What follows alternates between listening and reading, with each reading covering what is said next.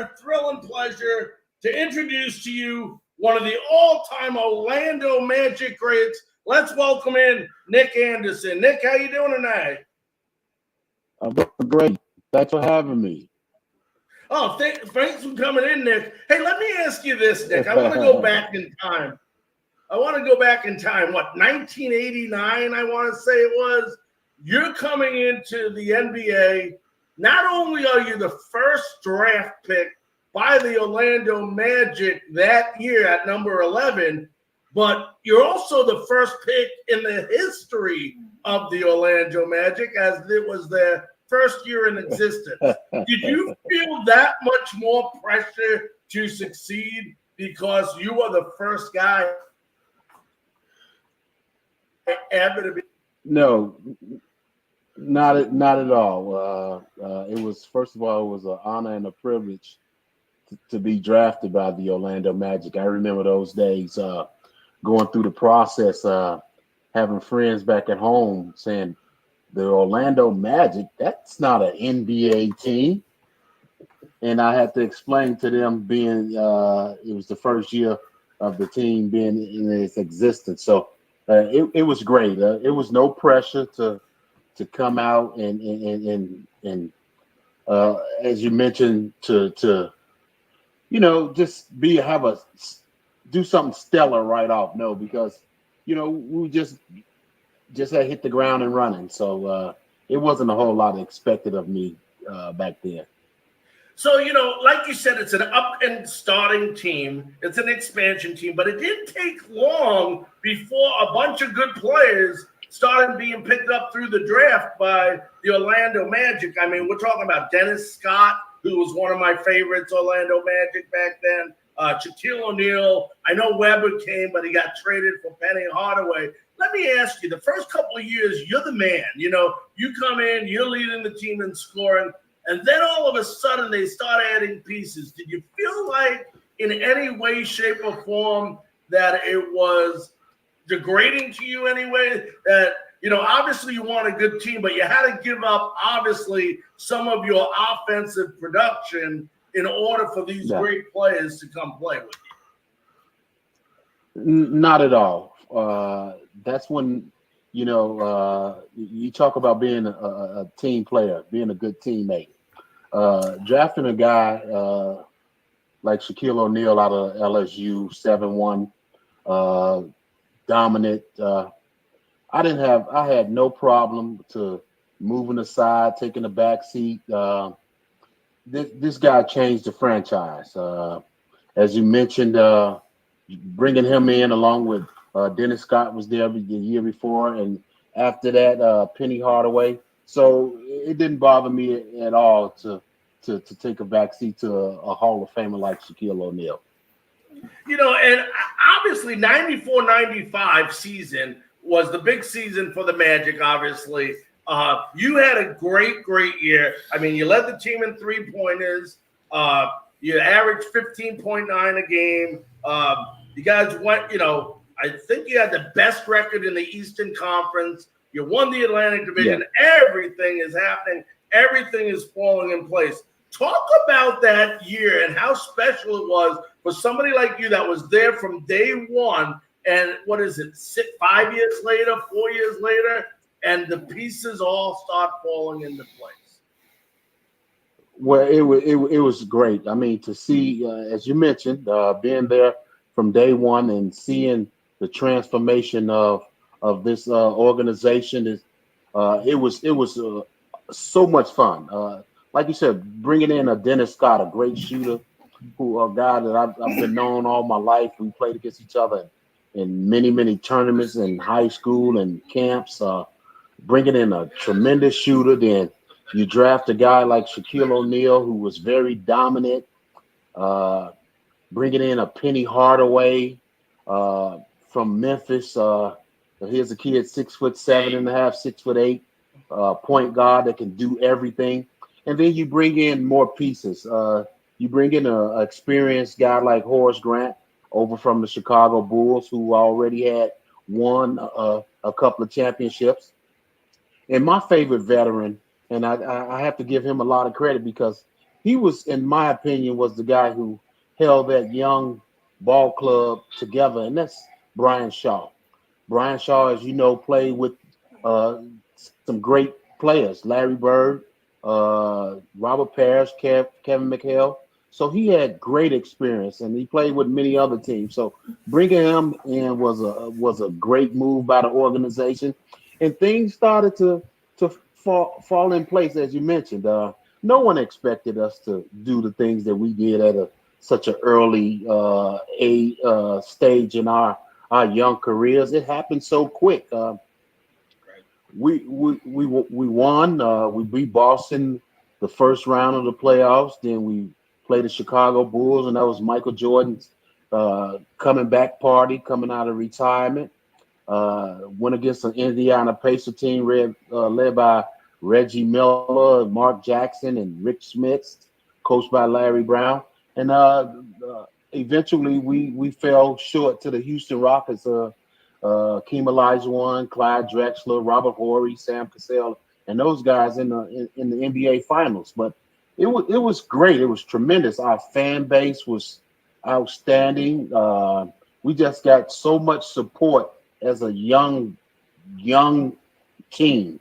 Again, no one expected us to do the things that we did, but it was so much fun. I remember those days. They used to call us the young Beatles. The attention that we were getting across the league. So it was fun times. Yeah, now let me ask you this. You got to the postseason. Why don't you tell the fans? I mean, the postseason just ended, obviously, yesterday night in the NBA. What was it like for a player like yourself to finally, you reach the finals? There's people in a whole career that play 15 years that never get to make it to an NBA Finals. What was that experience? I mean, and not only was it an experience for you, but like you said, it happened before everybody's time. I mean, everybody was still relatively young in their careers when that happened. It was great. It was a lot of fun. Most importantly, that team that was assembled back then, we had so much good camaraderie. Not only did we play together on the court, but we did things off the court together as a unit. We were well rounded. I think we covered a lot of bases that teams need when you're trying to reach the top of the ladder. Imagine you have a young Shaquille O'Neal in the middle who was so dominant. You have a young Penny Hardaway, which they pegged as the next Magic Johnson. You had myself, and Dennis Scott on the wings, spreading the floor. Then you had a veteran, a Horace Grant, bringing that experience. It was so much fun. And I have to tip my hat off to the DeVos family, Mr. DeVos, and the way that he just looked out for our team. Whatever we needed, they provided, and it made us as comfortable as possible, and helped us along the way through that process. It wasn't just the players; it was just a great organization and a great fan base that were behind us that helped us get to that opportunity. Yeah, now let me ask you this. The next year, you get back to the playoffs, and I know, I think it was the Eastern Conference Finals, you hurt your wrist.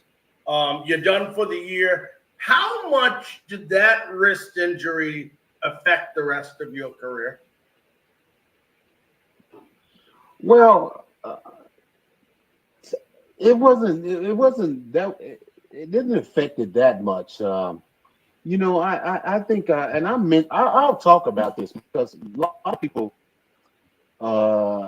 maybe want to hear about this. I got a lot of flack for the year before when we played Houston in the first game, missing 4 free throws in the later stages of the game. I got flack for that for a very long time. It's just something that happens in someone's career. Things happen. And that stayed with me for a while. I just, being around the league and that long, maybe I just didn't understand at that time how people, you know, you know, that's what I'm known for. That's the way my career ended in some people's eyes, but I don't look at it like that at all. I had a great opportunity. It was unfortunate that happened in the game. We're up 27 points, if I can recall, 20 some points during that time, and we let Houston come back and get some confidence and doing that game time that happened. But as far as the wrist and all that, it was just something. There's a difference. You can play some guys. I think I can play hurt. I just can't play injured. It's a difference. Yeah. Being injured is really hard, something to deal with, and it lingered for a long time. I mean, if you fall the wrong way, you get hit the wrong way. It was just something that lingered a long time, but I don't think it played a big part in the later stages of my career at all. And I'm not the one. I'm not one to make excuses. Sure, I understand. It is what it is. You look at the game today, Nick, and when you played back in the 80s, I mean, you came in basically when a time where, Larry Bird was finishing up, like you said, Magic, Michael Jordan, Magic, pretty much was, I mean, all the, what I call team basketball players that I used to love watch growing up. And you still had it in the late 80s and 90s. But, when you look at the game today, does it seem a lot? I don't know. To me, it seems like it's a completely different game than it was when you played for the Magic. Am I wrong? Well, yeah, no, you're right. I look at it. I think in today's game, in my opinion, I may be wrong. I may be right. I think it's a little bit of a European game in there too, because you see the guys, the Euro step. We didn't. That was unheard of when we played. They shoot the big man shooting threes and floaters, and our brand of basketball was a center. He protected the middle. He let you know that if you come down in this paint, it's a price to pay. We played inside-outside basketball. You think of the centers during that time. You had Elijah Wan, you had David Robinson, you had Shaquille O'Neal, Patrick Ewing, Rich Smits. I can go on down the line. Nowadays, you can count on one hand the centers in the league today. I think it's a wide open game. These guys, they shoot a lot of threes. If I'm not mistaken, I think Houston this year averaged like maybe 94, 95 shots a game, and 55, 58 of them were three-pointers. They shoot 3-point baskets in transition. You might have a 3-on-1 and a guy pulls up for a three. That was unheard of when we played. So it's just the style of players that play the game today. That's what they want. That's what they do. I don't argue. I don't try to debate about what they do today and what we did back then. It's just the style of play that they possess today. And I understand that, but isn't it hard to take a player from today, and like they love to do, and you know how the media is, and try to compare them to a player that played in your era? It's not the same game. I mean, when you look at the players in your era, how many shots did Larry Bird or Magic Johnson or even yourself gave up to give it to somebody else who had an easier shot, where today, like you said, it's an up and down, shoot the threes and boom, Isn't it unfair to try to compare today's era versus that era? Oh, no question. It just in my mind and my what the way I look at it is it's just something to talk about. Uh, how many guys that you can say that's a Larry Bird today? I think that one guy that would I would compare to a Larry Bird today. He has retired, and that's Dirk Nowitzki. I think he was that type of guy. Who's a Shaquille O'Neal? I don't see a Shaquille O'Neal today. A guy that was so dominant in the middle, a force to be reckoned with every night. So I really think it's hard to compare guys, but that's what they do nowadays. Now, I know you're still working with Orlando. I know you do some work, community work with the Magic and stuff. How big was it for the city of Orlando to obviously during this unfortunate time host host the NBA playoffs? Well, it was good. I think the setup that the NBA had over at the bubble was outstanding. The minds that put that together, if you followed it, there were zero positive tests during the bubble.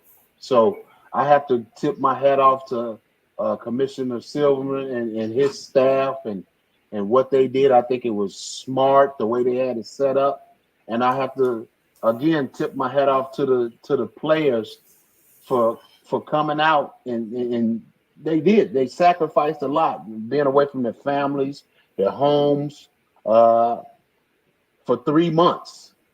You it's like you at a compound. You can't leave the premises. So I think it was tremendous work done all the way around from the league side, the player side, how they bought into everything. Um, yeah, and it was unfortunate that the fans wasn't able to get in and see their favorite team, their favorite players.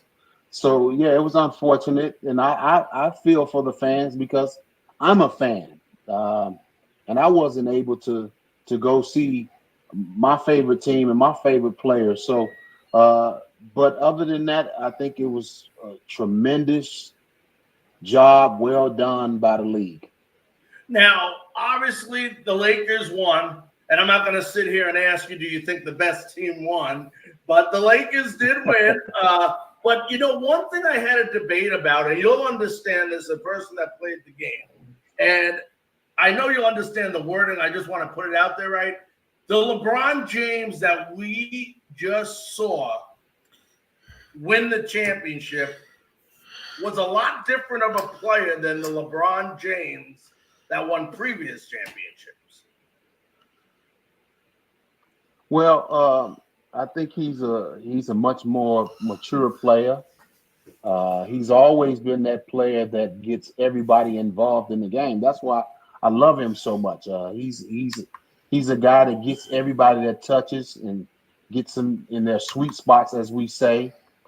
Gets everybody going, and he gets himself going. But uh, there's nothing bad that I have to say about this young man. I love everything about him. For as a basketball player, he's just tremendous.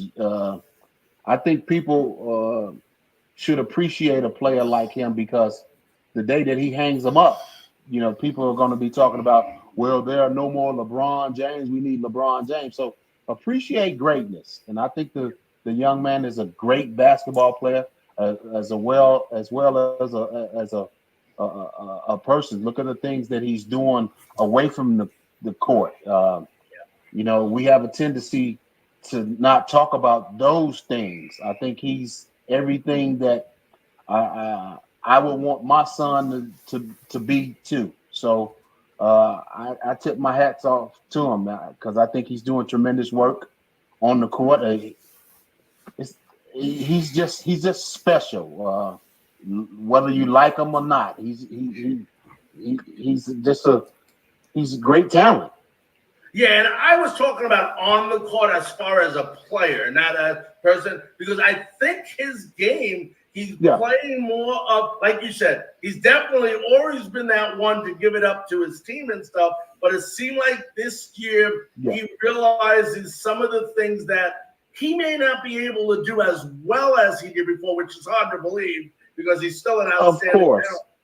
But it seemed like he was smart enough to figure that out and use his teammates to his advantage to help them become more productive.